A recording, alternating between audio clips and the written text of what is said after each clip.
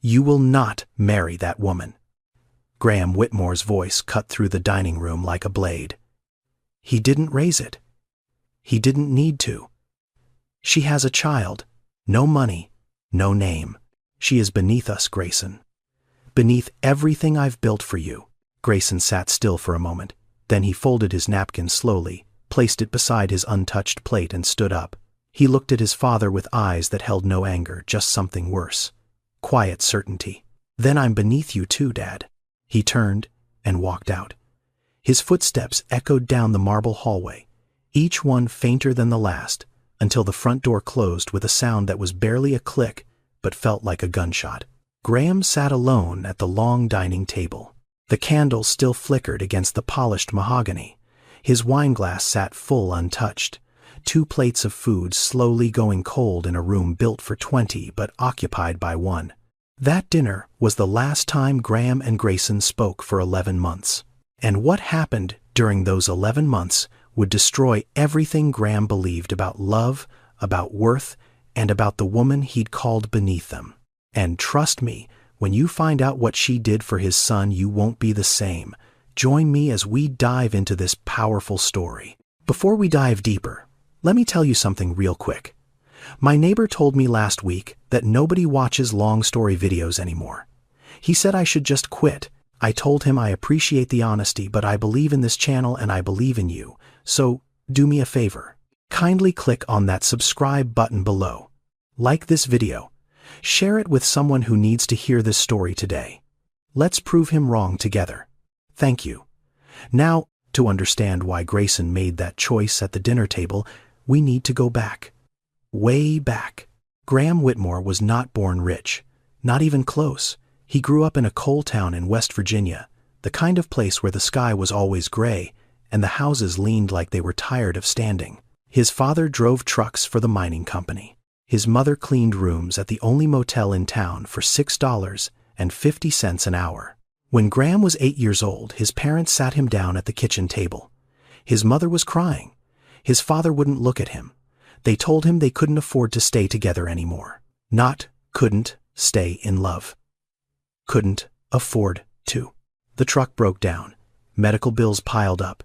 His mother needed dental work they couldn't pay for. The fights about money got louder every night until the walls of that tiny house couldn't hold them anymore. They'd lost the car first, then the house, then each other. His mother moved Graham into her sister's apartment in Charleston. She worked 3 shifts at a packaging plant just to keep food on the table. Graham wore the same 2 pairs of jeans to school for an entire year. He remembered the smell of the cafeteria on free lunch days.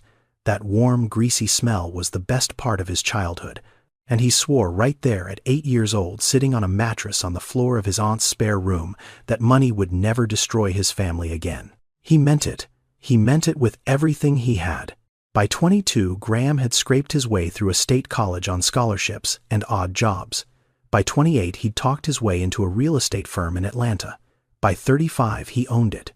By 40, he'd built Whitmore Industries into one of the largest commercial real estate companies in the Southeast. His name went up on buildings across Atlanta, Charlotte, Nashville, and Jacksonville. His signature sat on contracts worth more money than most people would see in 10 lifetimes. Forbes estimated his net worth at $4.2 billion.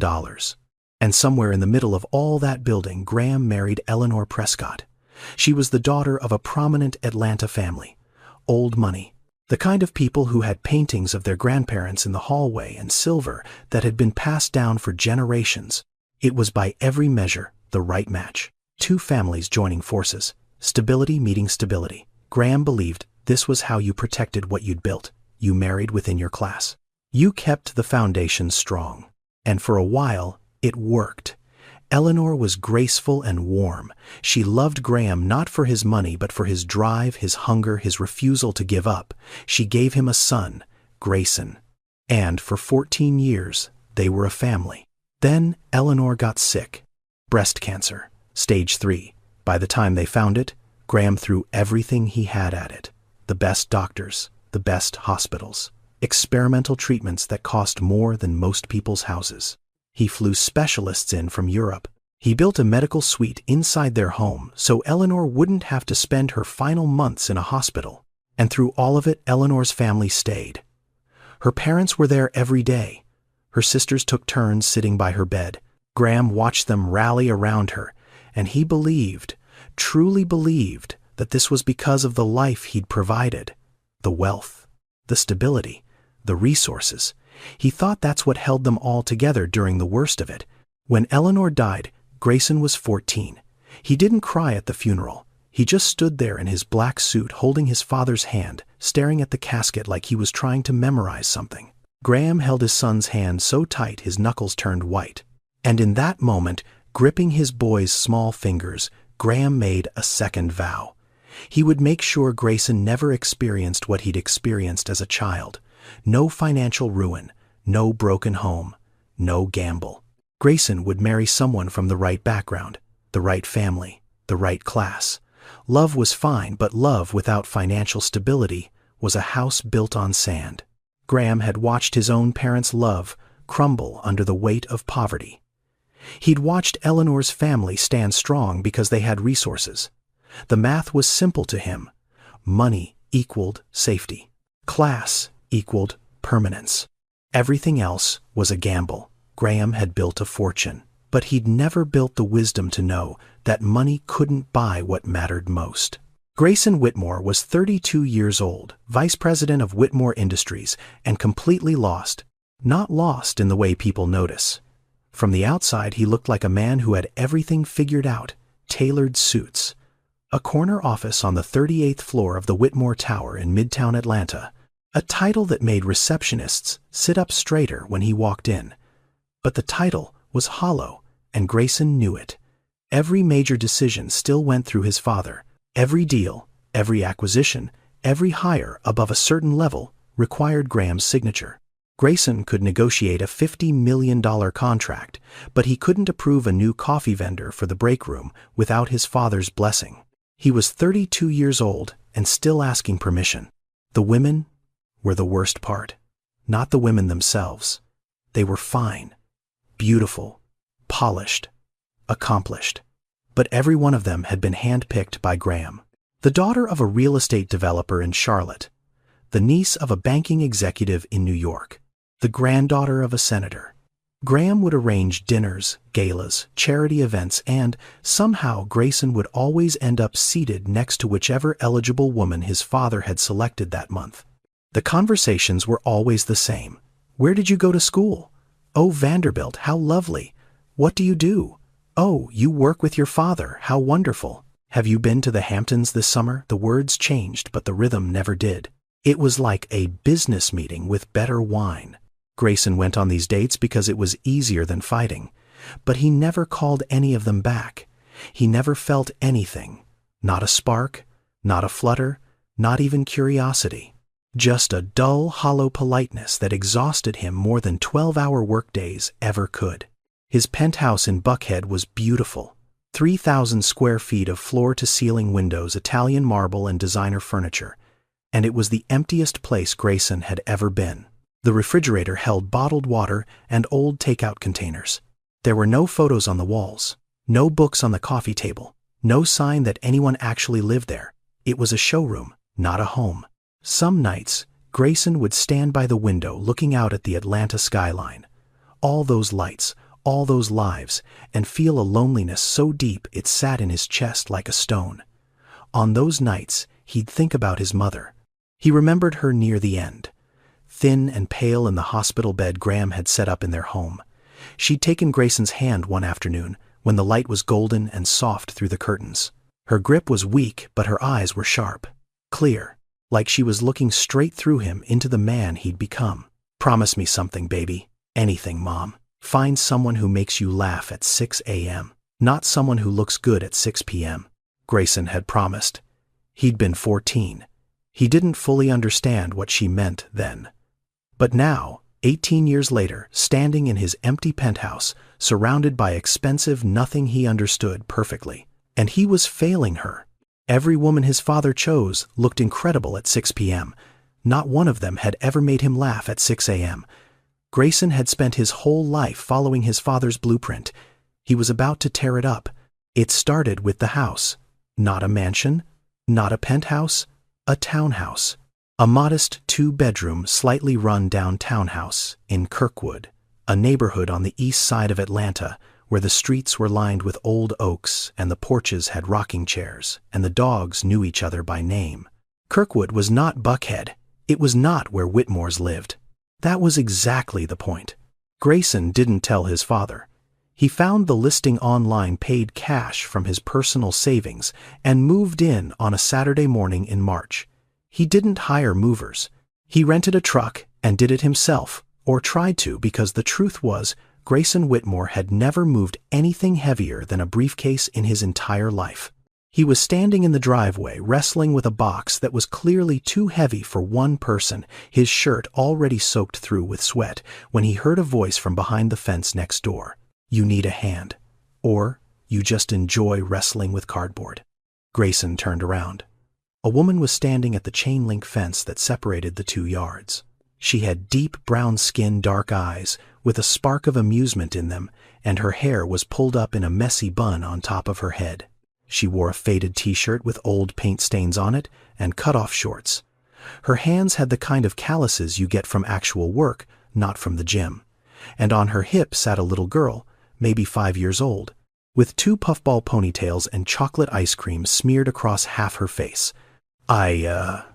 Grayson wiped sweat from his forehead. "I think I overestimated my abilities." The woman laughed. It was a real laugh, loud and unfiltered. She set the little girl down on the porch steps and came around through the gate. "I'm Brenda. That's Zuri. She's going to ask you about 100 questions. Fair warning." Right on cue, Zuri appeared at Grayson's side, looking up at him with enormous brown eyes. "Do you have a dog?" "No, I don't." "Why not?" "I never really thought about it." Zuri looked at him like he'd said he didn't believe in the sun. Everyone should have a dog. Brenda was already grabbing the other end of the box. "Just lift with your legs." "Come on." They carried boxes for the next hour. Brenda didn't ask what he did for a living. She didn't ask where he came from or how much he'd paid for the house. She asked if he had a bottle opener because the one she had at home was broken. She asked if he preferred sweet tea or unsweet. She told him which day the garbage trucks came and warned him that the lady 2 doors down, Mrs. Patterson, would bring him a casserole within 48 hours, whether he wanted one or not. Zuri followed them on every trip, narrating everything. "That box is really big. Mommy, are you sure you can carry that? Mister, do you have any toys in there? Why is your truck so dirty?" Grayson found himself smiling. Not the polished professional smile he wore at board meetings. A real one. The kind that starts before you notice it. When they finished, Brenda wiped her hands on her shorts and called Zuri over. "All right, neighbor, you're officially moved in. Welcome to Kirkwood." "Thank you. Seriously. I couldn't have done this without you." Brenda shrugged. "That's what neighbors do." She picked Zuri up and headed back through the gate. Zuri waved at Grayson over her mother's shoulder. "Bye, mister. You should really get a dog." Grayson watched them go. Brenda's screen door banged shut behind her, and he could hear Zuri's voice inside, still talking a mile a minute about something. He stood there in his empty driveway for a long moment. The evening air was warm. Crickets were starting up. Somewhere down the block, someone was grilling, and the smell of charcoal drifted over the fence. Nobody here knew who he was. Nobody cared. Brenda hadn't treated him like a Whitmore. She'd treated him like a guy who couldn't carry a box. Grayson went to bed that night in a house that was half empty, but for the first time in years, something inside him felt full. Over the next few weeks, Grayson started to learn who Brenda really was. Not through a background check, not through Google, just through paying attention. Every morning, 5:15 on the dot, he'd hear her front door close. He'd be lying in bed, still half asleep, and he'd hear it. That quiet click. Then her car starting up in the dark. Brenda worked the early shift at a community health clinic near Grady Memorial. She was a registered nurse, not at some fancy private hospital. At a clinic where people showed up without insurance, without appointments, sometimes without shoes. By 6:45, a silver Honda would pull into Brenda's driveway. That was Lorraine, Brenda's mother, a woman in her early 60s, with reading glasses always perched on the top of her head and a purse big enough to live in. Lorraine came every morning to get Zuri dressed, fed, and off to kindergarten. Then she'd stay until Brenda got home. Brenda usually got back around 4:30, sometimes later. And no matter how tired she looked, no matter how heavy her feet dragged up those front steps, the first thing she did was find Zuri every single day. She'd change out of her scrubs, come outside and sit on the porch, while Zuri rode her little pink bicycle up and down the sidewalk.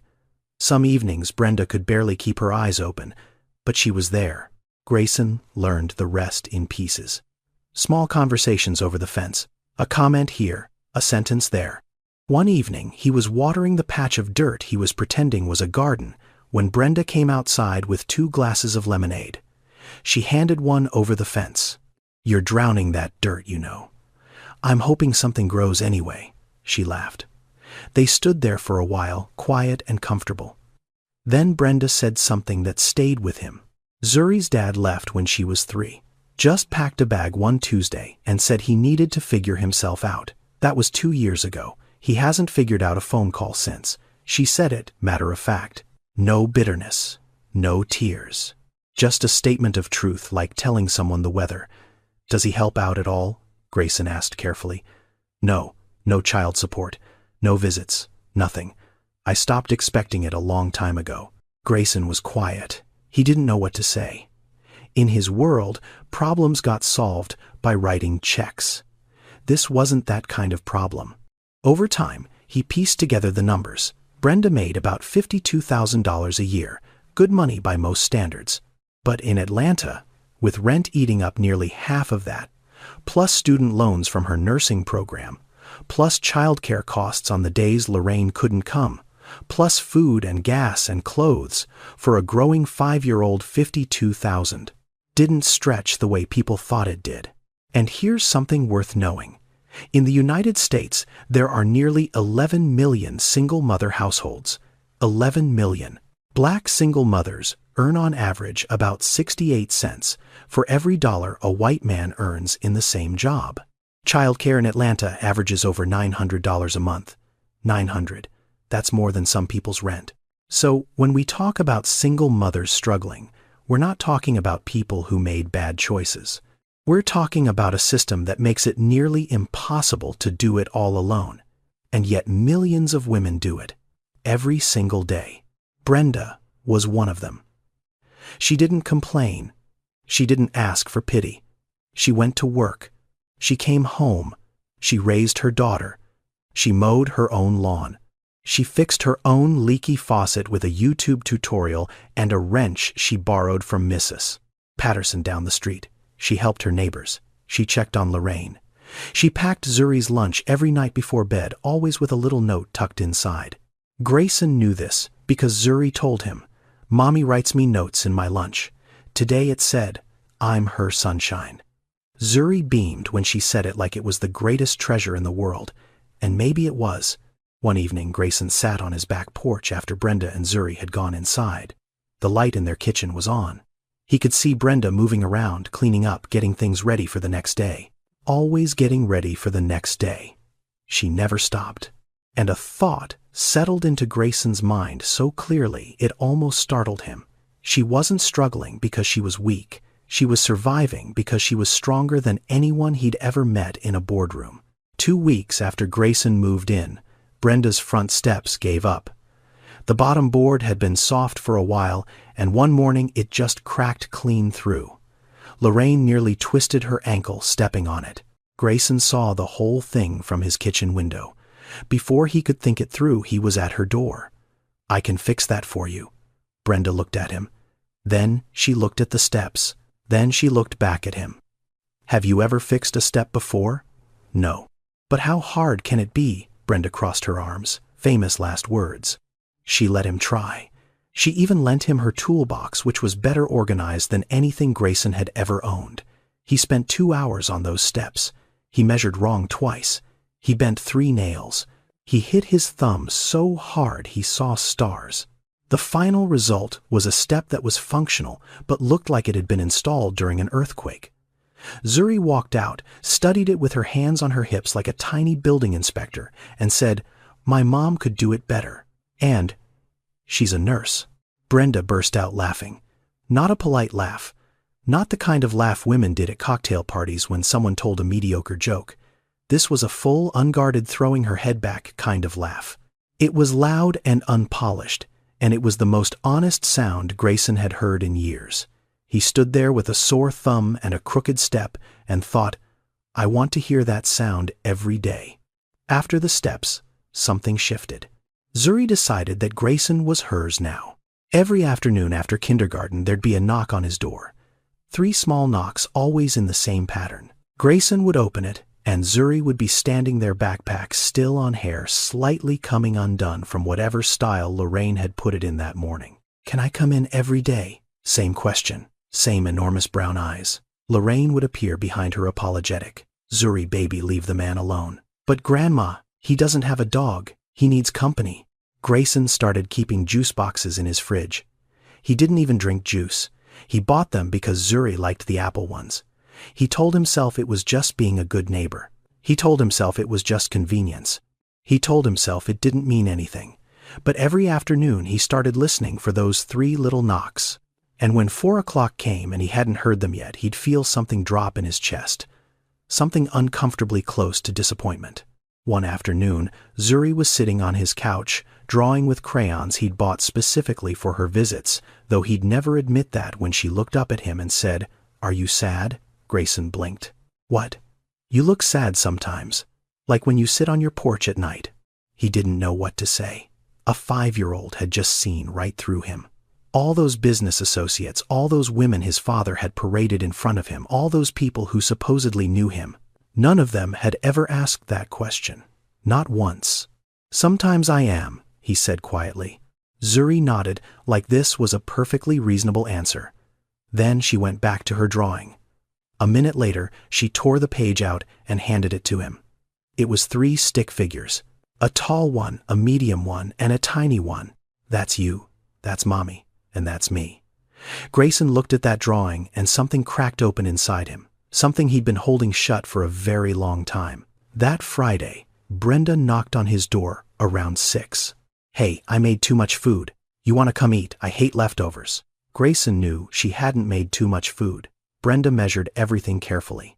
He'd seen her at the grocery store comparing prices, using coupons, putting things back on the shelf when they cost too much. She hadn't accidentally made extra. She'd made extra on purpose. For him. He walked into her kitchen and the smell hit him like a wall. Baked chicken, mac and cheese, collard greens with ham hock, cornbread on the counter. The whole house smelled like warmth. Zuri was already at the table, kneeling on her chair, because she was too short to sit properly. She patted the seat next to her. Sit here. I saved you the good spot. Grayson sat down. Brenda set a plate in front of him, piled high with food. He took one bite of the chicken and closed his eyes. This is incredible. It's my mama's recipe. Nothing fancy. He ate 2 full plates. Brenda watched him with an amused smile. You eat like you've never had a home-cooked meal. Grayson paused his fork halfway to his mouth. The truth hit him right there at that small kitchen table with the wobbly leg and the mismatched chairs. He hadn't, not since his mother died. 18 years of private chefs and 5-star restaurants and catered events, and not one of those meals had ever tasted like this. Maybe I haven't, he said softly. Not a real one. Something passed across Brenda's face. Understanding, not pity, not curiosity. Just the quiet recognition of one lonely person seeing another. Well, she said gently, you're welcome here any time. Zuri raised her juice box. Cheers. Grayson clinked his water glass against her juice box and felt something he couldn't name. Something warm and terrifying and completely new. Like standing at the edge of a cliff, not falling. Just realizing that maybe for the first time he wanted to jump. But the world Grayson had left behind was not done with him. Not even close. 3 weeks after Grayson moved to Kirkwood, Graham Whitmore's phone rang. It was his executive assistant, a sharp woman named Vivian Cole, who had worked for Graham for 12 years and knew better than to call after 8 p.m. unless it was important. Mr. Whitmore, I'm sorry to bother you, but I thought you should know. Grayson has purchased a property. Graham set down his scotch. He's been looking at investment properties. That's fine. It's not an investment property, sir. It's a townhouse in Kirkwood. He's living there. Kirkwood. Graham knew the neighborhood. Working class. Modest homes. The kind of place where people hung laundry on clotheslines and kids played in the street. It was not where a Whitmore lived. Get me everything on his situation. I want to know who's around him. 2 days later, a manila folder landed on Graham's desk. The private investigator's report was thorough. Brenda Thompson, age 28. Single mother. 1 child, age 5. Divorced. Former husband, Darnell Thompson. Whereabouts mostly unknown. Employed as a registered nurse at a community health clinic. Annual income, approximately $52,000. Current address, the townhouse directly adjacent to the one Grayson had purchased. Graham read the file with the same clinical precision he used to evaluate business acquisitions. Single mother, low income, no family money, no connections. A nurse at a free clinic. This was not someone who belonged in the Whitmore orbit. He picked up his phone. Grayson, my office, tomorrow morning, 9 sharp. The next morning, Grayson walked into the Whitmore Industries headquarters for the first time in weeks. The lobby felt cold. The elevator ride to the 38th floor felt longer than he remembered. Everything in this building was glass and steel and sharp angles. No warmth, no color, no little girl asking about dogs. Graham was sitting behind his massive oak desk. He didn't stand when Grayson walked in. He gestured to the chair across from him like he was seating a client. Sit down. I'll stand. Graham's jaw tightened. Fine. Then I'll be direct. I know about the house. I know about the neighborhood. And I know about the woman. Her name is Brenda. I know her name. I know her income. I know her credit score. I know she has a child from a failed marriage and an ex-husband who disappeared. I know everything I need to know. You don't know anything about her dad. Graham leaned forward. I know risk when I see it, Grayson. I've spent 40 years calculating risk. This woman is a liability. What does she bring to the table? No assets, no family infrastructure, no safety net. You're a Whitmore. You need someone who can match what you bring. She brings everything you can't buy, Dad. She brings honesty. She brings kindness. She brings a 5-year-old who asks me if I'm sad because no one else in my entire life has ever bothered to notice. Let me pause here for a moment. Because what Graham was doing, whether he realized it or not, was something that happens every day in this country. He wasn't evaluating Brenda as a person. He was evaluating her as a balance sheet. Her worth in his eyes was measured in dollars and social standing, not in character, not in how she treated people, not in the fact that she got up at 5:15 every single morning to care for strangers and then came home and cared for her own child with whatever energy she had left. Graham looked at Brenda and saw a single black mother with no money. He didn't see a woman. He saw a category. And that right there is how prejudice works. It doesn't always announce itself with hatred. Sometimes it wears a suit and calls itself pragmatism. Graham stood up. His face was stone. I'm going to say this once, Grayson. If you continue down this path, you are out. Out of the company. Out of the trust. Out of the inheritance. Every share, every account, every door that has ever been opened for you because of this family's name, all of it closes. Do you understand? The room was silent. The Atlanta skyline stretched out behind Graham through the floor-to-ceiling windows, 40 stories up, a view that cost billions to build, and between father and son, a gap that no amount of money could bridge. Grayson looked at his father for a long time. Then he reached into his jacket pocket, pulled out his company ID badge, and set it on the desk, then closed them. He turned and walked toward the door. You walk out that door, you don't come back, Graham called after him. Grayson didn't turn around. He didn't hesitate. He walked out of that office for the second time, but this time he wasn't coming back.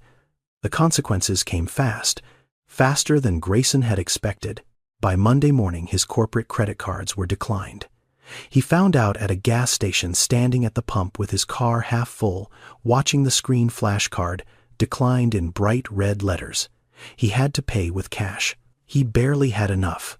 By Wednesday, his access to the family trust fund was frozen.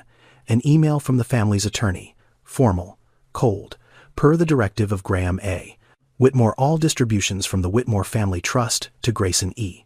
Whitmore are hereby suspended, effective immediately. By Friday, his key card no longer worked at the Whitmore Tower. Security had been informed. His name had been removed from the company directory. 32 years of being a Whitmore, and it took less than a week to erase him. Grayson sat at his kitchen table and did the math. He had $180,000 in a personal savings account. That was it. No income, no investments he could access, no safety net. $180,000 sounded like a lot until he started counting. Mortgage on the townhouse, utilities, car insurance, food, healthcare because his company health plan was gone now too. At his current burn rate, he had maybe 14 months before the money ran out. He needed a job. Simple enough. He had a degree from Emory. He had 10 years of experience in commercial real estate.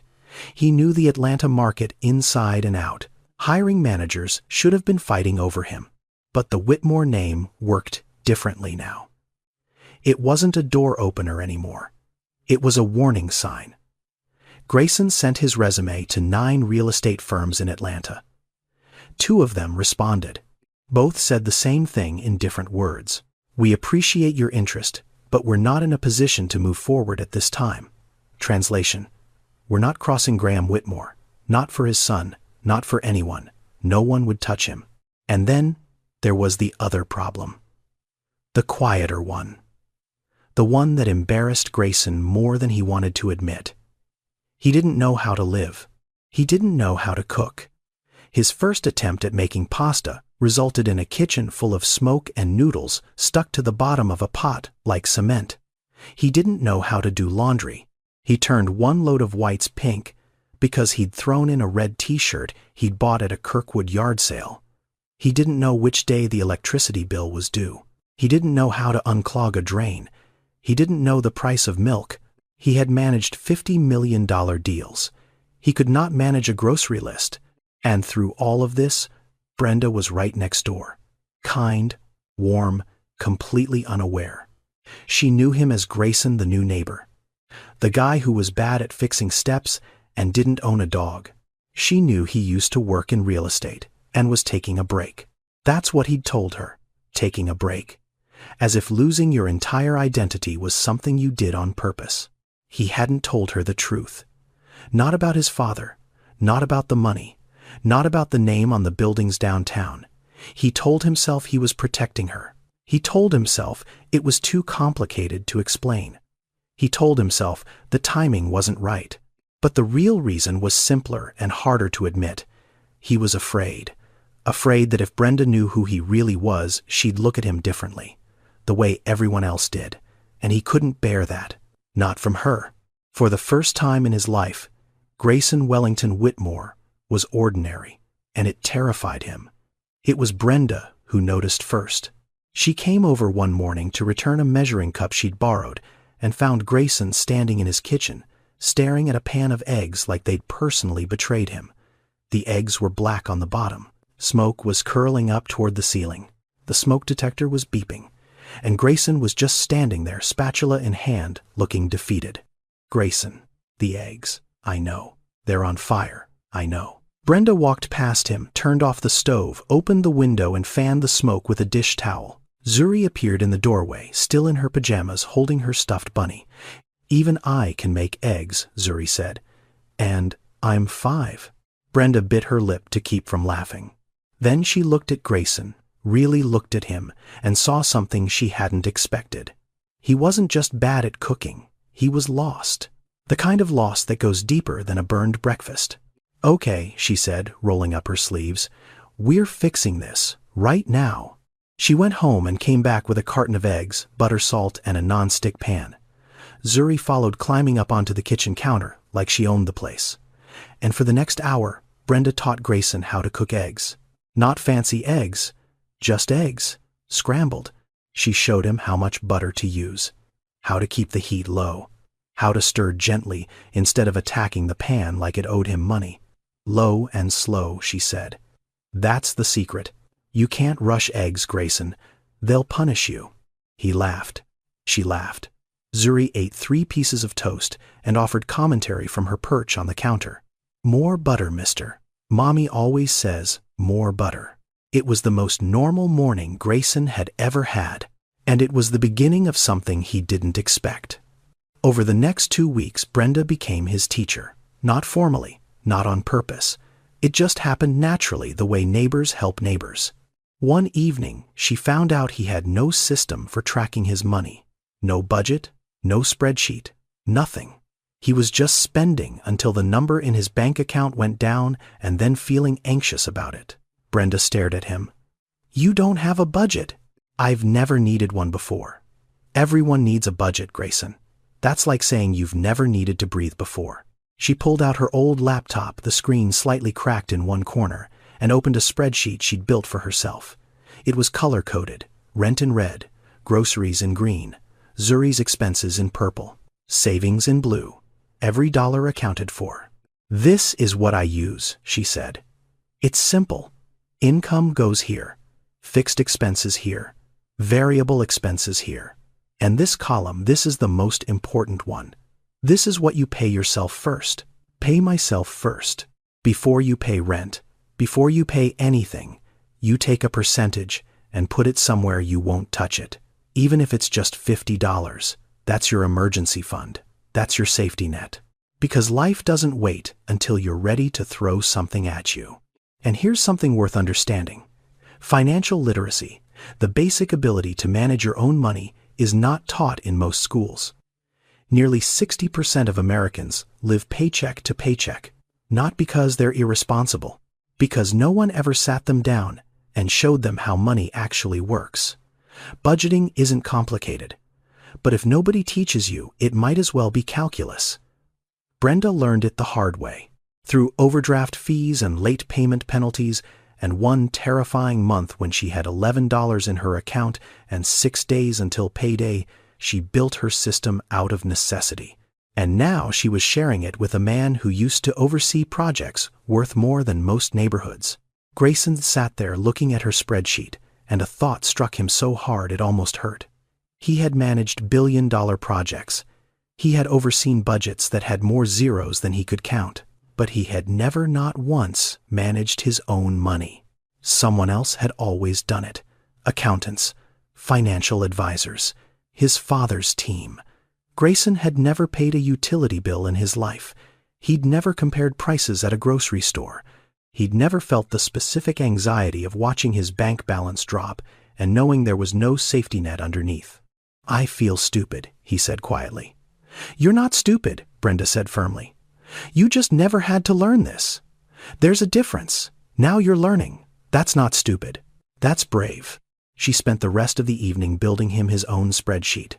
She showed him how to track every purchase, how to set spending limits for categories, how to plan for irregular expenses like car maintenance and doctor visits. Zuri fell asleep on the couch halfway through, her bunny tucked under her chin.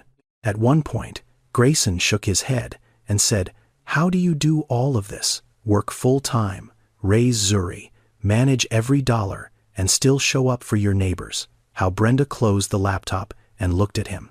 Because nobody else is going to do it for me. That's how. She said it simply. No bitterness, no self-pity, just fact. Then she added something that Grayson would carry with him for the rest of his life. Money doesn't teach you how to live, Grayson. Life does. He walked her and sleeping Zuri back to their house that night, stood on her porch for a moment after she went inside. The streetlight buzzed overhead. A dog barked somewhere down the block. Normal sounds. Ordinary life. His father had taught him how to build a company. Brenda was teaching him how to build a life. And for the first time, Grayson understood which one mattered more. The weeks that followed moved slowly. Not in a bad way, in the way that good things take their time, like bread rising, like seasons changing, like two people finding each other without rushing. Grayson started driving Zuri to school on the mornings Brenda had early shifts. It began as a practical arrangement. Lorraine had a doctor's appointment one Tuesday and couldn't come until 9. Brenda was frantic, trying to figure out who could take Zuri to school by 7:45. "I'll do it," Grayson said. "I don't start work until 9. He had found a job by then. Not a corner office, not a VP title, a project manager position at a small construction company in East Atlanta called Redline Builders. The owner, a no-nonsense woman named Patricia Haynes, had never heard of Graham Whitmore and didn't care about the name on anyone's resume. She cared about whether you could coordinate a job site and meet a deadline. Grayson could. He was good at it. And the salary was $65,000 a year. Less than a tenth of what he used to make. But it was his. He'd earned it by walking in and interviewing like everyone else. When he told Brenda about the job, she actually clapped. Both hands. A real clap. Like he'd won something important. 65,000. Grayson, that's amazing. It's not exactly what I'm used to. It's yours. You earned it. That's better than what you're used to.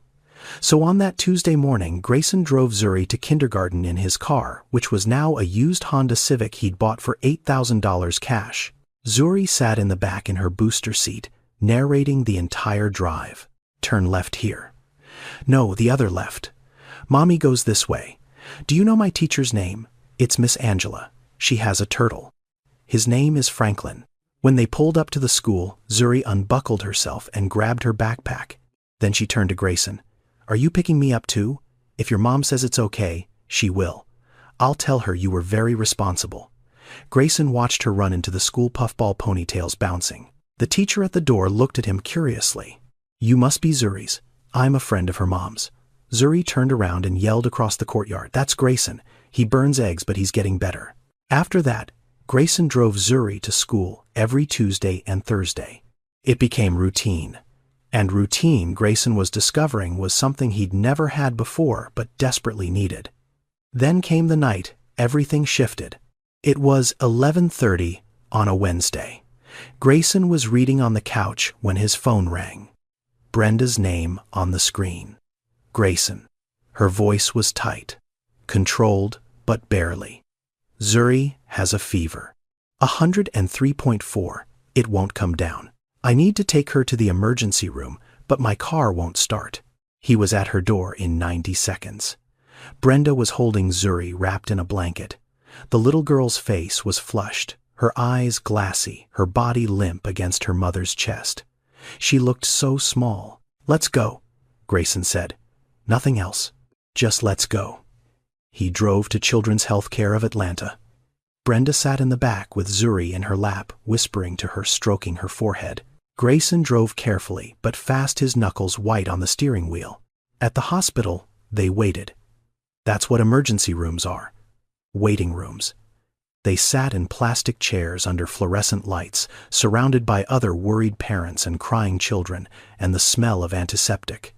Zuri was given medicine, and eventually her fever started to come down. She fell asleep in Grayson's arms, her head against his chest, her small hand gripping the collar of his shirt. Brenda, exhausted, leaned her head against Grayson's shoulder. She didn't say anything. He didn't say anything. They just sat there. 3 people in a hospital waiting room, at 2 in the morning, holding each other up. And in that silence, Grayson felt something break open inside him. Not break apart, break open. Like a door that had been locked for years, finally swinging wide. He told himself it was just neighborly concern. He told himself he was just helping out. He told himself it was friendship. But when Zuri fell asleep in his arms, her small fingers clutching his shirt, and Brenda leaned into him like he was the only solid thing in the room, he stopped lying to himself. He was in love with her, completely, terrifyingly, undeniably. The next week, Lorraine came by Brenda's house while Grayson was helping Zuri build a Lego castle in the living room. Brenda was in the kitchen. Lorraine watched Grayson through the window for a long moment. Then she went to her daughter. "That man looks at you like your father used to look at me." Brenda paused, her hands still wet from washing dishes. "Mama, don't start." "I'm not starting anything. I'm just telling you what I see. And what I see is a man who drove your daughter to the hospital at midnight and sat in that waiting room like she was his own child. A man who shows up every day without being asked." Brenda was quiet. Her eyes were wet. "Your daddy wasn't rich, baby, but he was present. And that was worth more than anything. Don't let this one go because you're scared. Brenda wiped her eyes with the back of her hand. I'm not scared, Mama. Yes, you are. And that's okay. Just don't let the fear win. But love, real love, doesn't exist in a vacuum. And there was a truth Grayson still hadn't told Brenda.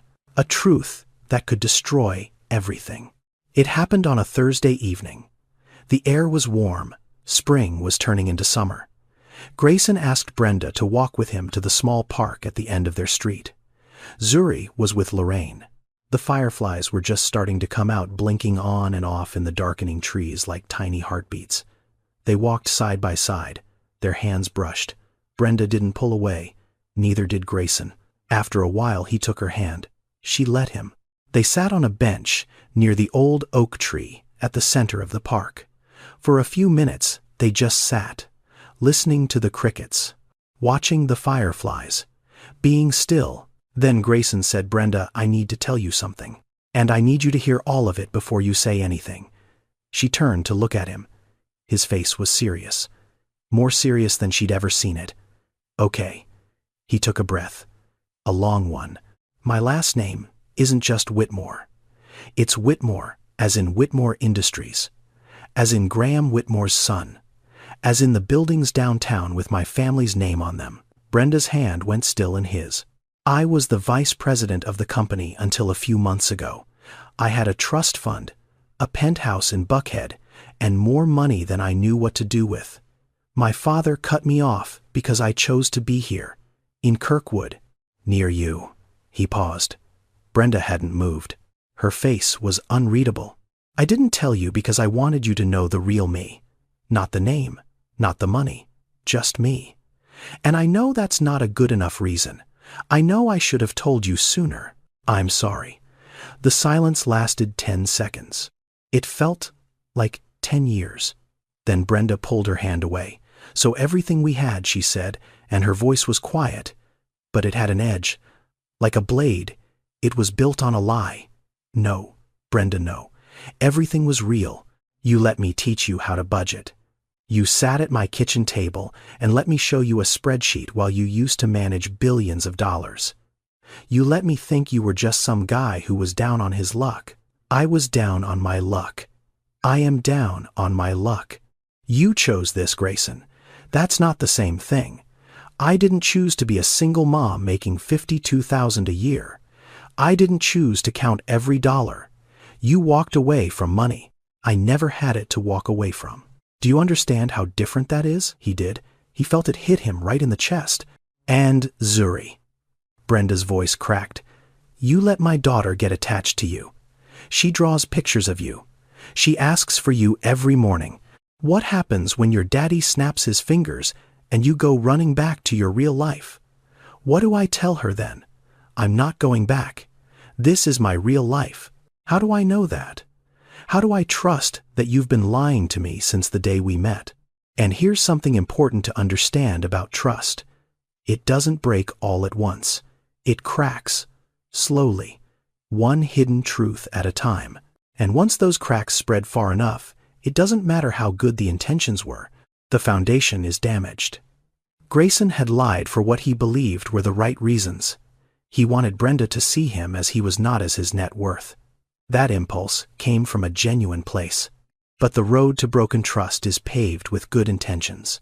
Being vulnerable, being honest, even when it's terrifying, that's not weakness.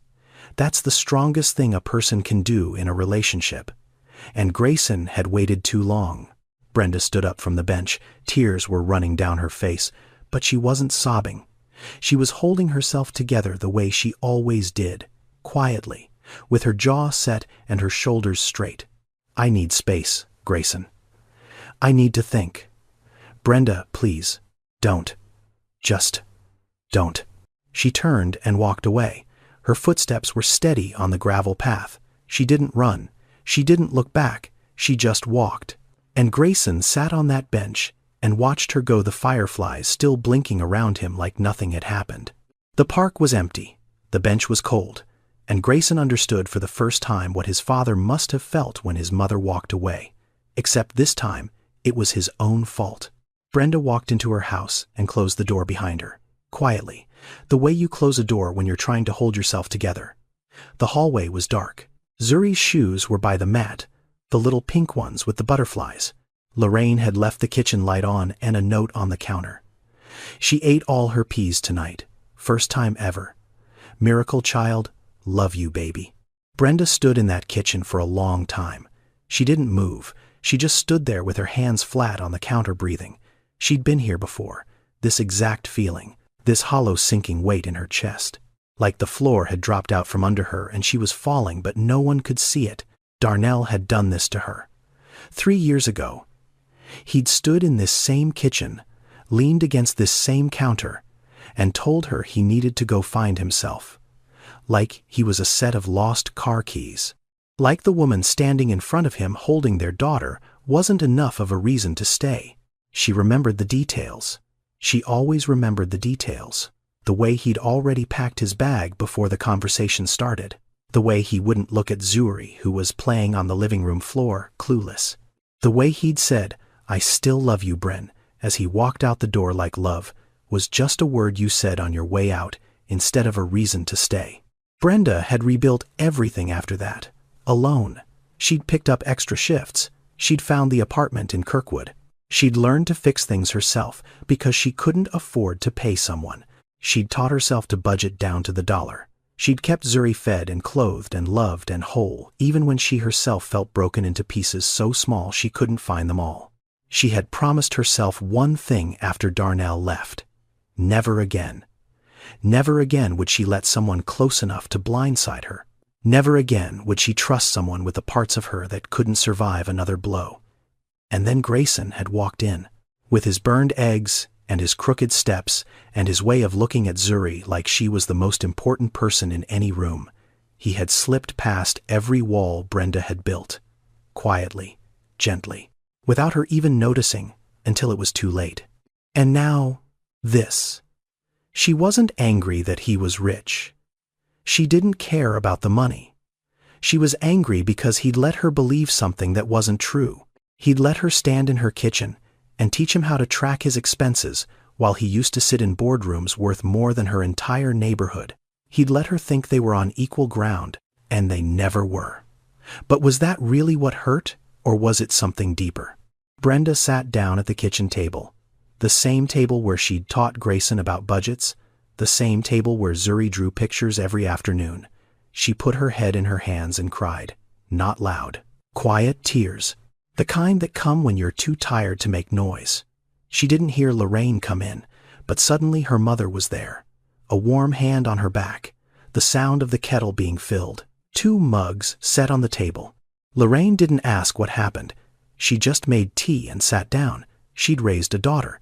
She knew when to talk and when to wait. After a while, Brenda told her everything. The park, the confession, the billions, the lie. Lorraine listened without interrupting. She sipped her tea. She let Brenda get it all out. Then she set down her mug and spoke. Baby, that man gave up billions for you. Billions. Your ex couldn't even give up a Friday night. Brenda wiped her eyes. It's not about the money, Mama. I know it's not. But hear me out. That man sat in this kitchen and let you teach him things he probably already knew. And you're asking why.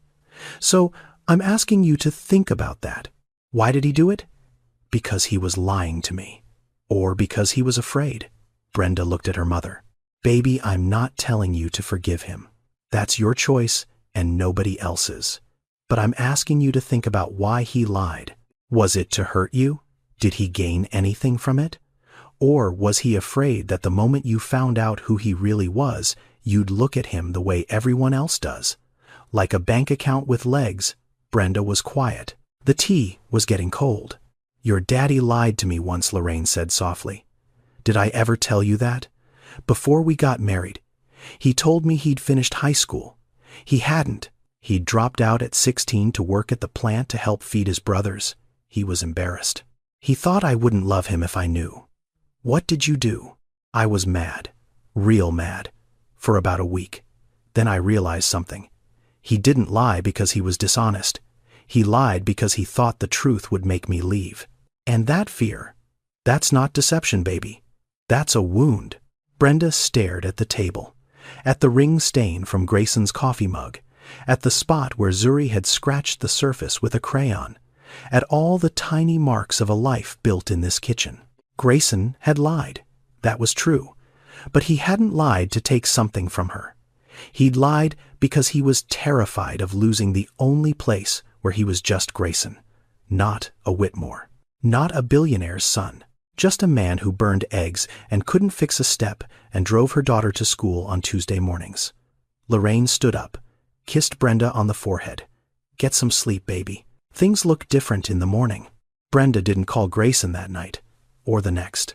But on the third morning, when she saw him sitting on his front steps, unshaven dark circles under his eyes, looking like he hadn't slept in days, she walked over and sat down beside him. She didn't say anything. She just sat there. And sometimes that's enough. They didn't fix everything in a day. That only happens in movies. In real life, trust is rebuilt the way it was broken, one small piece at a time. They started talking again, slowly, carefully, like two people walking on ice, testing every step before putting their full weight down. Grayson told her about Eleanor, about watching his mother die when he was 14, about his father building walls out of money and calling them protection, about growing up in a world where everyone wanted something and no one wanted him. Brenda told him about Darnell, about the day he left, about the months after when she'd work a 12-hour shift and come home and sit on the bathroom floor after putting Zuri to bed because the bathroom was the only room where Zuri couldn't hear her cry. About the shame she felt asking her mother for help. About learning to need no one because needing someone had only ever ended in pain. They sat on those front steps for hours, side by side, telling each other the truth. All of it. The ugly parts, the weak parts, the parts they'd hidden from everyone else. "Let me earn your trust back," Grayson said. "Not with money. Not with promises. With showing up. Every day. That's all I've ever wanted from anyone," Brenda said quietly. "Just show up." And he did. He kept his job at Redline Builders, $65,000 a year. He didn't call his father. He didn't touch whatever money might still be frozen somewhere in a trust account. He wanted to prove something. Not to Graham. Not even to Brenda. To himself. He drove Zuri to school. He came to Brenda's for dinner 3 nights a week. He learned to cook, not well, but edibly. He mowed his lawn and Brenda's on Saturdays. He helped Lorraine carry groceries when she came by. He showed up every single day. One afternoon, Grayson and Zuri were sitting at the kitchen table with a block of modeling clay. Zuri was in her element, tongue sticking out, fingers working furiously. She made 3 figures and lined them up on the table. "That's you," she said, pointing to the tallest one. "That's Mommy, the medium one, and that's me, the smallest." The figures were lumpy, misshapen. The tall one had one arm longer than the other. The small one's head was too big for its body. They were objectively terrible. Grayson picked them up one by one and looked at them. His throat tightened, his eyes burned. "Do you like them?" Zuri asked. "I love them," he said, and his voice cracked when he said it. Brenda was standing in the doorway. She'd seen the whole thing, and when Grayson looked up at her, she smiled. A real smile, the kind that starts slow and stays. 3 clay figures on a kitchen table, worth more than every building with the Whitmore name on it. 11 months. That's how long Graham Whitmore sat alone. Every evening, at exactly 6:30, he walked into the formal dining room of his Buckhead mansion. Mrs. Huang, his housekeeper of 8 years, would have dinner prepared. The table could seat 20. It always had just one place setting now, right at the head. Every evening, Mrs. Huang would ask the same question. "Will Grayson be joining tonight, Mr. Whitmore?" And every evening, Graham would say the same thing. No. 334 times he'd said that word. No. It had gotten easier to say over the months, but harder to swallow. The food was excellent. Mrs. Huang was a wonderful cook. But everything tasted like cardboard when you ate it alone in a room big enough to echo. Graham kept tabs on Grayson through Vivian. He told himself it was just due diligence, monitoring an asset. That's how he framed it in his mind. because framing it any other way would require admitting something Graham wasn't ready to admit. Vivian's reports came every 2 weeks. Grayson had found employment at a small construction company. Salary $65,000. He was driving a used Honda. He was seen regularly with the woman Brenda Thompson and her daughter. He appeared to be in good health. He appeared to be, and Vivian had paused when she said this happy. That last word had landed on Graham like a stone. Happy. Graham couldn't remember the last time anyone had described his son as happy. Busy, yes. Productive, yes. Impressive, yes. But happy? When had Grayson ever been happy? One night after Mrs. Huang had cleared his untouched dinner, Graham went into his study and opened the bottom drawer of his desk. Inside was a photo album. Old. The leather cover cracked and faded. He opened it slowly. The first photo was Eleanor on their wedding day. She'd been beautiful. Not in the polished, perfect way of the society women Graham had tried to set Grayson up with. Beautiful in a way that was warm, present, real. He turned the page. Eleanor holding newborn Grayson. Her face exhausted but radiant. Graham standing next to her, looking terrified and proud at the same time. More pages. Grayson's first steps. Grayson at the beach, covered in sand, laughing with his mouth wide open. Eleanor pushing Grayson on a swing, her hair flying behind her. Then the photos changed. Eleanor in the hospital bed, thin, pale, but still smiling, still reaching for Grayson's hand. The last photo of Eleanor was taken 2 weeks before she died. She was sitting up in bed. Grayson was beside her, 14 years old, trying to look brave. Eleanor's hand was on his cheek. Graham remembered that day. He'd been on a conference call in the next room. He remembered because Eleanor had called him in afterward and said something he'd carried with him ever since, but never truly heard. Don't let him become you, Graham. Let him be himself. He'd nodded. He'd said yes, of course. Then he'd gone right back to building the empire. And Grayson had grown up in its shadow, becoming exactly what Eleanor feared. A copy of his father. Efficient. Successful. Empty. Except now, Grayson had broken free. He'd walked away from the empire. He'd chosen a woman Graham had dismissed as worthless. And according to every report Vivian brought his son, was happier than he'd ever been. Graham closed the album. His hands were shaking. He picked up his phone and called Vivian. I need you to find out more about the woman, Brenda Thompson. I already have the background file, sir. Not the background file. I don't want her credit score or her employment history. I want to know who she is, what she's like, how she treats people. Talk to her neighbors. Talk to the people she works with. Tell me who she is. There was a pause on the line. Then Vivian said, Yes, sir. After he hung up, Graham sat in the dark study for a long time. The house was silent around him. 22 rooms, 6 bathrooms, a wine cellar, a home theater, a pool he hadn't swum in since Eleanor died, and not a single sound except the ticking of the grandfather clock in the hallway. Somewhere across the city, in a small kitchen in Kirkwood, his son was probably eating mac and cheese with a 5-year-old who called him by his first name. And Graham Whitmore, worth $4.2 billion, would have traded every penny for a seat at that table. Graham Whitmore had won every deal he'd ever made, but he was losing the only one that mattered. 2 weeks later, Vivian's report arrived. It was different from the first one.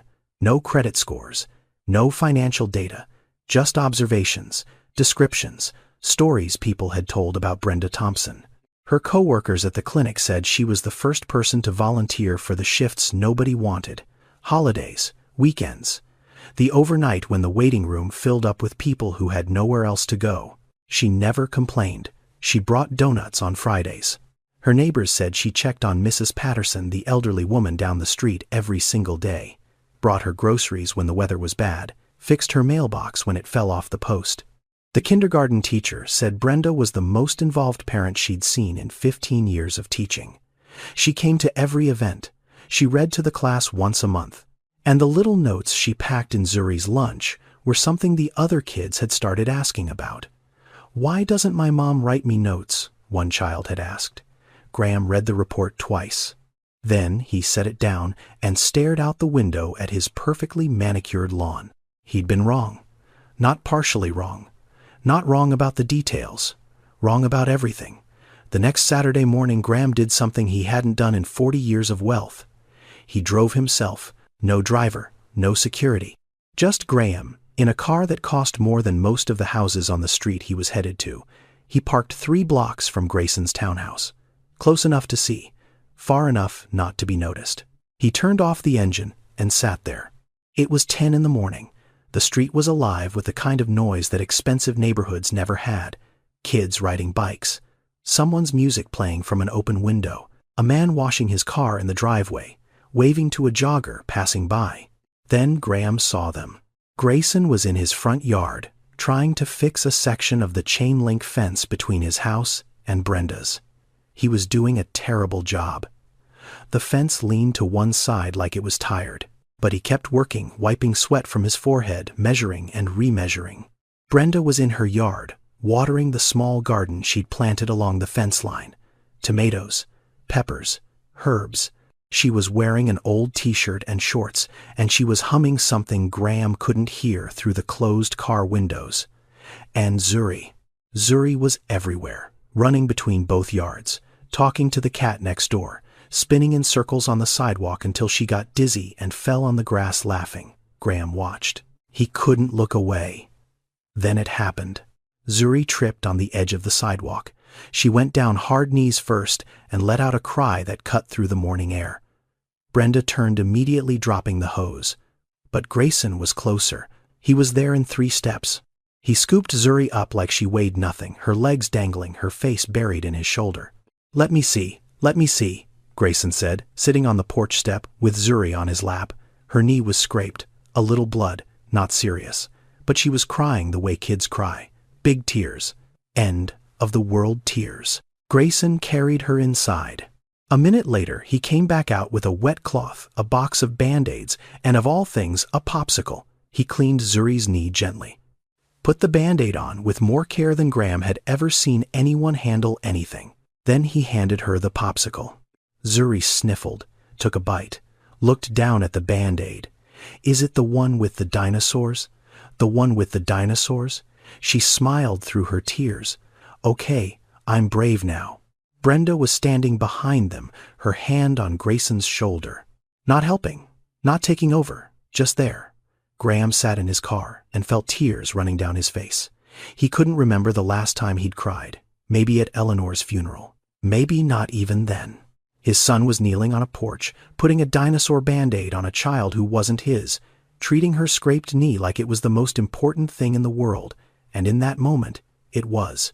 Because being present for the small things is what turns a stranger into family. Here's something that researchers have known for decades, but that most people still don't fully understand. When it comes to a child's development, emotional availability matters more than financial provision. Studies from the National Institute of Child Health have shown that children with emotionally present caregivers develop stronger attachment security, better emotional regulation, and higher resilience, regardless of income level. It's not about what you buy them. It's about whether you're there when they fall down. Graham had provided everything money could buy. The best schools, the best doctors, the best clothes. But he'd never put a Band-Aid on Grayson's knee. He'd never sat with his son after a bad dream. He'd never been the one Grayson reached for when he was scared. Graham had spent 40 years believing that providing meant earning. Watching his son put a Band-Aid on a child's knee with more tenderness than Graham had ever shown anyone, he finally understood. Providing means being present. Graham Whitmore stood on the sidewalk in Kirkwood for a full 3 minutes before he moved. He'd driven himself again. No driver, no security. Just a 68-year-old man in a pressed shirt standing in front of a townhouse that was smaller than his garage, trying to remember how to breathe. He knocked. The sound was louder than he expected. Or maybe the street was just that quiet. Footsteps inside. The door opened, and there was Grayson, thinner than Graham remembered, a little tanned, wearing jeans and a t-shirt that had a small bleach stain on the hem. He looked like a completely different person. For a long moment, neither of them spoke. The air between them was thick with 11 months of silence, 11 months of phone calls not made, Birthdays missed, Sundays spent alone. "Dad, can I come in?" Grayson didn't answer right away. He stood in the doorway, his hand on the frame, and Graham could see him deciding. The weight of it, the risk of it. Then Grayson stepped aside. The living room was small. A couch, a coffee table, a bookshelf made of cinder blocks and wooden planks. On the walls, taped at a child's height, were crayon drawings, stick figures and houses, and a purple dog. Fresh flowers sat in a mason jar on the windowsill. The place smelled like something good cooking in the kitchen. Graham looked around the room and felt something twist in his chest. This wasn't a showroom. This wasn't curated. This was a home, a real one. The kind that had fingerprints on the walls and shoes piled by the door and a blanket crumpled on the couch from someone's nap. Brenda came out of the kitchen. She was wiping her hands on a dish towel. She stopped when she saw Graham. Her face went still. Not hostile. Not welcoming. Just still. Grayson stood between them. "Dad, this is Brenda. Brenda, this is my father. Graham." Brenda didn't extend her hand. Graham didn't expect her to. "Please," Grayson said quietly. "Sit down." They sat. Graham on the couch, Brenda in the chair across from him. Grayson beside his father but angled toward Brenda, protecting her without touching her. Graham noticed that, the way his son positioned himself, like a shield. Graham looked at Brenda. She looked back. Her eyes were steady, clear. She wasn't nervous. She wasn't intimidated. She was waiting. "I owe you an apology, miss." "Brenda." "Brenda." Graham paused. He'd given speeches to shareholders. He'd negotiated with senators. But this was the hardest thing he'd ever had to say. "I owe you an apology. I judged you without knowing you. I read a file about your life, and I thought I understood who you were. I didn't. I used words about you that I'm ashamed of. Words I won't repeat because they don't deserve to be said again. And I almost cost my son the best thing that ever happened to him." He stopped. His hands were clasped between his knees. His jaw was tight. Brenda was quiet for a moment. Then she spoke, and her voice was calm, measured. But underneath, it was something sharp, something earned. "Mr. Whitmore, your words didn't just hurt Grayson. They hurt me. I never heard them, but I felt them. Every time your son flinched when his phone rang. Every time he looked at me like he was waiting for the other shoe to drop. I felt them." She leaned forward slightly. "You looked at my life on paper and decided I wasn't enough. A single mother, a nurse, a woman from Kirkwood. And I need you to understand something. Your words told me that no matter how hard I work, no matter how early I get up, no matter how good a mother I am, someone like me will never be enough for someone like you." Graham didn't interrupt. He didn't defend himself. He sat there and took it, every word. "And the worst part," Brenda continued, "is that for a second I believed you. For 1 second I thought maybe he's right. Maybe I'm not enough. And then I looked at my daughter sleeping in her bed, and I remembered. I have always been enough. With or without your approval." The room was silent. A clock ticked somewhere in the kitchen. Graham's eyes were wet. He blinked, hard. "You're right," he said. His voice was rough, like the words were being dragged out of him. "You're right about all of it. And I'm sorry. Not the kind of sorry that expects forgiveness. The kind of sorry that knows it doesn't deserve it." And here's something worth understanding about moments like this. In family therapy, there's a concept called repair. It's the idea that an apology isn't a single event. Saying sorry doesn't reset the clock. Repair is a process. It means showing up again and again. It means changing the behavior, not just regretting the words. It means proving through action over time that the harm was recognized and the pattern has broken. Graham was at the beginning of that process. One apology in a small living room. It wasn't enough, but it was a start. The tension in the room was so thick you could feel it pressing against your skin. Grayson was staring at the floor. Brenda was looking at Graham with eyes that held hurt and something else. Something that might, in time, become something like respect. And then the door to the hallway burst open. Zuri ran in like a tiny hurricane, ponytails bouncing, socks sliding on the wood floor. She skidded to a stop when she saw the stranger on the couch. She looked at Graham, head tilted, eyes wide, studying him the way only children study people, without pretense, without agenda, just pure curiosity. "Are you Grayson's daddy?" Graham looked at this little girl, 5 years old, missing one front tooth, chocolate smudge on her chin, looking at him like he was a puzzle she wanted to solve. "Yes," Graham said, and his voice broke on that one word. "I'm Grayson's daddy. He talks about you." "He does." "Yeah. He says you're really smart, but you don't always understand things." Zuri shrugged as if this was a perfectly normal observation. Then she brightened. "You should come to dinner. Grayson makes terrible eggs, but Mommy's chicken is really good." Brenda's face softened. "Not all the way, but enough." "Zuri baby, go. Wash your hands. Can he stay for dinner?" Brenda looked at Graham. Really looked at him. Not at the billionaire. Not at the man who'd tried to end her relationship. At the father sitting on her couch, with tears on his face, trying to find his way back to his son. "Yes," she said. "He can stay." Zuri pumped her fist. "Yes, I'll set another plate. We only have the ones with flowers on them, though." "That's fine," Graham said. "I like flowers." They ate in the kitchen. Brenda's baked chicken, mac and cheese, collard greens, cornbread. The table was a folding table with a tablecloth that had a small stain in one corner. The chairs didn't match. Zuri sat on a phone book to reach her plate. Graham ate slowly, carefully, tasting every bite. Mrs. Huang was an excellent cook. 5-star restaurants were available to him any night of the week. But this food, this simple homemade food served on flower plates at a folding table, tasted different. It tasted like something he'd been missing for a very long time. Zuri talked through the entire meal. About school, about Franklin the turtle, about the dog she was definitely getting someday. Graham listened to every word, and for the first time in years, he wasn't checking his phone under the table. He wasn't thinking about contracts or acquisitions or market trends. He was just there, present, listening to a 5-year-old describe in extraordinary detail the art of making friendship bracelets.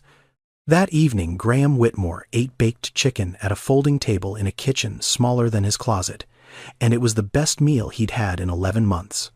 1 year later, the wedding was in the backyard. Not a ballroom, not a cathedral.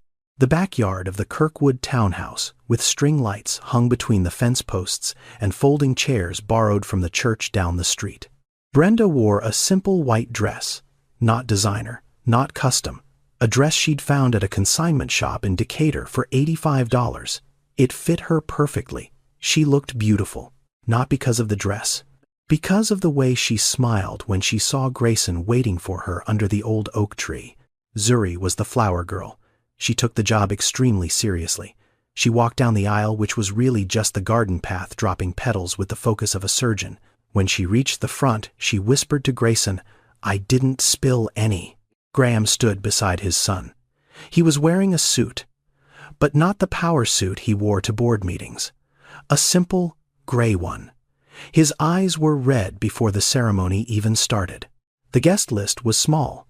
Lorraine, Mrs. Patterson from down the street, Patricia Haynes, Grayson's boss at Redline, a few of Brenda's co-workers from the clinic, Mrs. Huang, who Graham had given the day off specifically so she could come. About 30 people total. It was the smallest event Graham Whitmore had ever attended. It was also the most important. When Grayson and Brenda exchanged vows, they kept them short. Grayson said, "You taught me how to live. I promised to spend every day being worthy of that." Brenda said, "You showed up every day. That's all I ever needed." Grayson didn't go back to Whitmore Industries. Instead, he started something new. A small company called Foundation Homes. The idea was simple.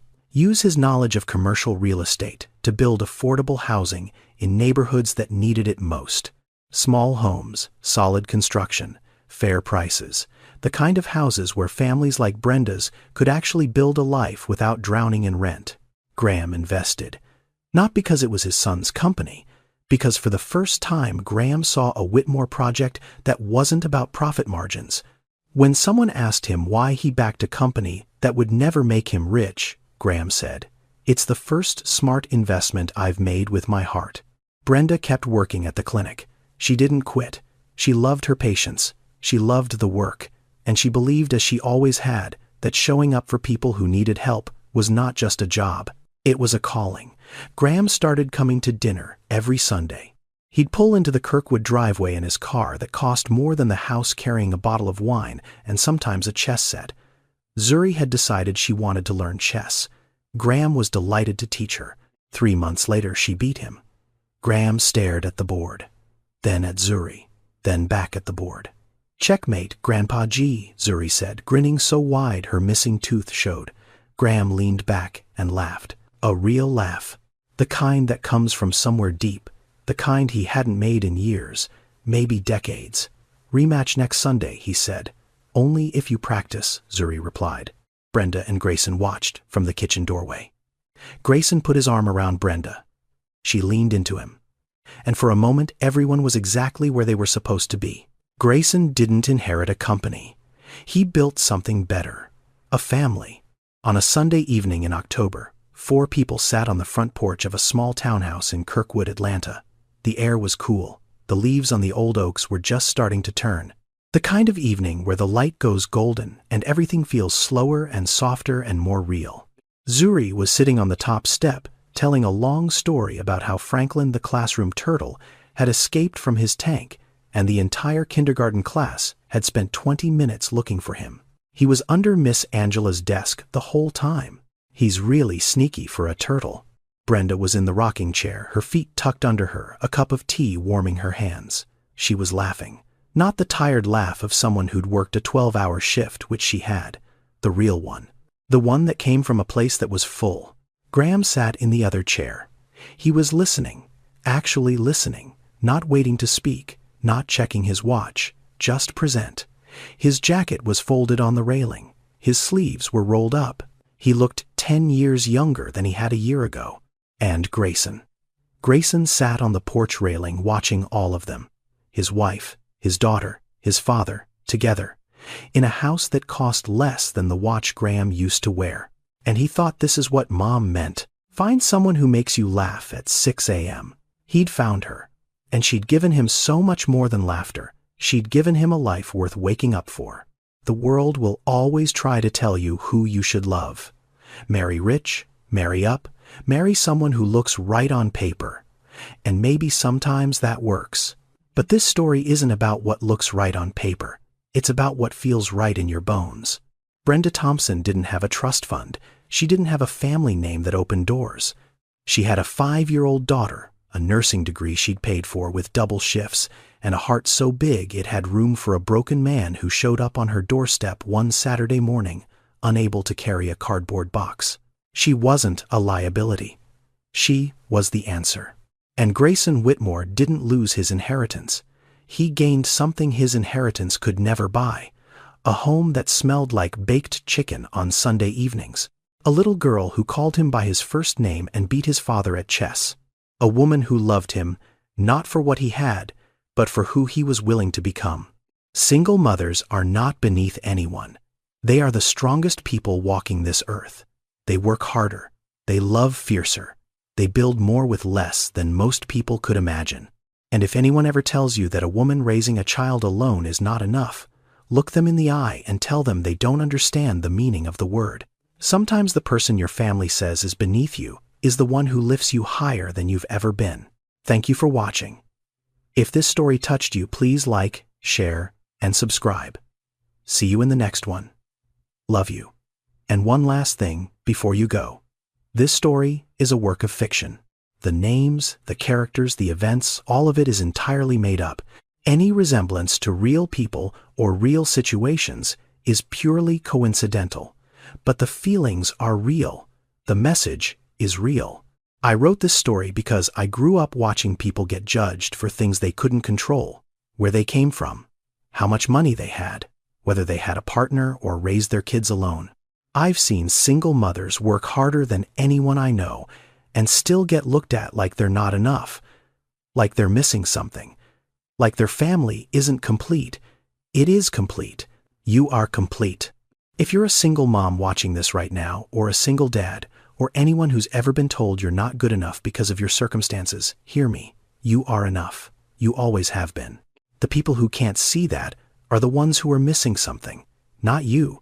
And if you know a single mom who needs to hear this today, share this video with her. Sometimes a story is just a story, but sometimes it's a mirror. And sometimes seeing yourself reflected back, even in fiction, is the reminder you didn't know you needed. Take care of each other. I'll see you next time.